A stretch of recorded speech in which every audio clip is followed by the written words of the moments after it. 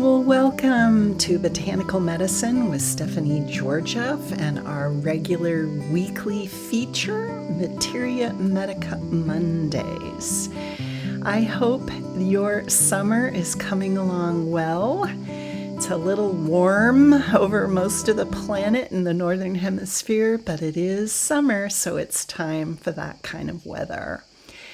And I want to remind everyone to make sure to click on the links in the program notes so that you can be the first to know when new episodes come about, but also to take advantage of the special July Summer 2026 mini living pharmacy course on everything you need to know about heart health.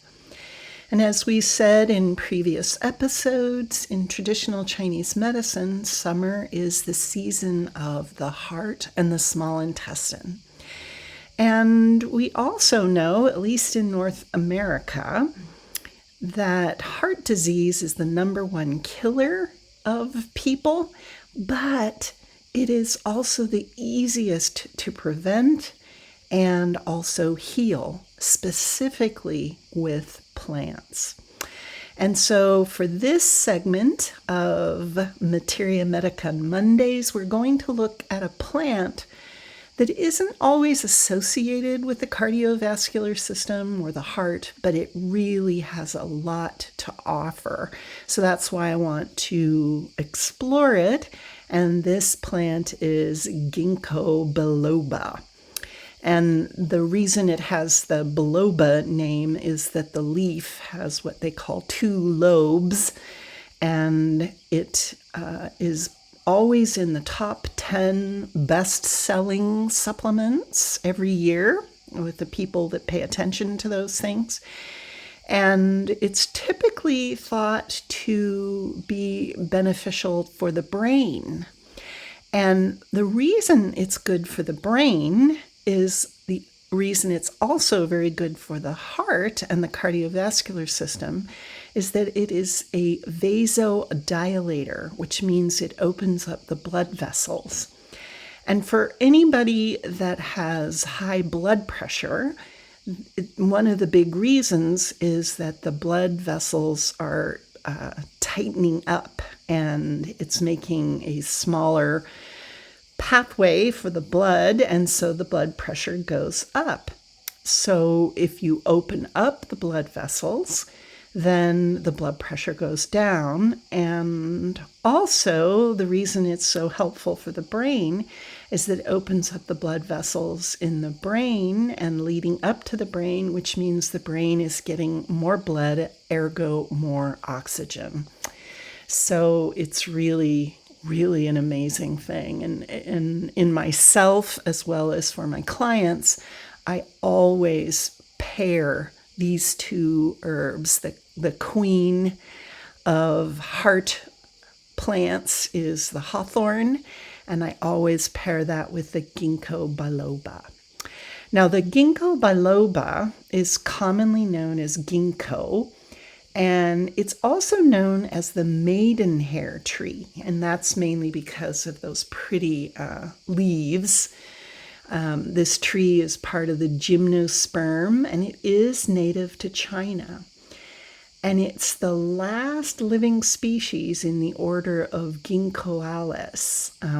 And I think one of the concept of like cures like, this is an ancient tree. There are fossils of this tree that are about over 290 million years. I don't know how you calculate that, but that's what the experts say.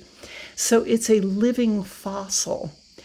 And that's really interesting. And so maybe, the like cures like, it's been living forever, so it helps people who are getting older and having trouble with their memory. But these fossils are very similar to the modern thing the modern tree that we so enjoy. We used to have one in my yard You also have to know that there are male ginkgos and there are female ginkgos, and the females produce a berry fruit, and the seed of this fruit is used in traditional Chinese medicine. But these fruits smell really bad. And when I was young and we had this tree in our yard, we called them poop berries, which will give you a hint as to what they smell like. So there are nurseries that specialize in only having male trees. But, that's always not nice for the trees. The trees want both female and male. But anyways, the ginkgos are large trees. They can reach anywhere from 65 to 120 feet tall. Some specimens in China are over 165 feet tall. And the tree has an angular crown and long, erratic branches. It's very deep-rooted, which helps it be resistant to wind and snow damage. And this is why a lot of municipalities like these trees, because they're very hardy. And the leaves are very unique. They have this fan shape with these two lobes, and that's why it's called biloba, also maidenhair. And they're so beautiful in the autumn. They turn a deep saffron yellow. And it's really beautiful. It's a pain to clean up, let's put it that way, but the leaves are really gorgeous in the autumn. As I said, it can last forever. Some species in Chinese temples are over 1,500 years old. And the first record of Europeans encountering the tree was in 1690, and there was a Japanese temple gardens, and there was that famous German botanist Engelbert Kempfer, and he documented that. And this tree has been cultivated in North America for over 200 years and in Europe for almost 300 years. So it's really, really wonderful herb. And as I said, people tend to take this for memory, but it's really good at lowering blood pressure. Now, there are numerous actions of Ginkgo. It's an anti-inflammatory, it's a vasodilator, it's a relaxant, it's a digestive bitter, is a uterine stimulant. So don't take this if you think you are pregnant. And there's really interesting research in terms of Alzheimer's disease. And what they're finding is that Ginkgo doesn't reverse it, but it stops the progression. So that's really wonderful. You can take Ginkgo in all sorts of ways. You can take it in tincture form. I personally like the tablet form. I just find tablets, even though it's powdered herb, you just know you're getting a certain dosage. And I mean, if you want to drink a lot of tea, go for it. But I just find tablets are cost effective and easier. They're easier to take. Now, there are certain cautions. Ginkgo can potentiate certain drugs.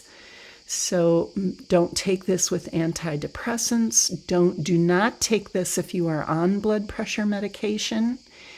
If you're taking anticonvulsant drugs, blood thinners, blood sugar medications, and certain pain relievers, any type of diuretic or things like that. So make sure you discuss this with your pharmacist and physician before you start taking this. But if you are not on any type of medication, this is a fabulous drug. But it also is not for infants or children. Hopefully your infant or child does not have high blood pressure. If it does, you need to go to the doctor immediately. Also, do not take this if you're pregnant or if you're nursing. So I think Ginkgo should be part of most people's wellness regimes, especially if you tend to high blood pressure. Let's say you're on the border of having high blood pressure and your doctor wants to put you on medication, which is a good thing. The doctors want their patients to be well. But if you do not want to get on these medications, Ginkgo is a wonderful alternative for you. So again, that's for people that are on the borderline, and just monitor your blood pressure and see if it goes down. So it's a wonderful option. It's definitely a wonderful option. So this is Stephanie Georgieff saying thank you so much for spending your valuable time with me on this Materia Medica Monday of the summer month of July. Make sure to check out the program notes to get your special deal, a greatly reduced price mini course of the Living Pharmacy that focuses just on the cardiovascular system, where you'll learn everything you can possibly imagine to make sure your heart is as healthy as possible. And until our next episode, be well.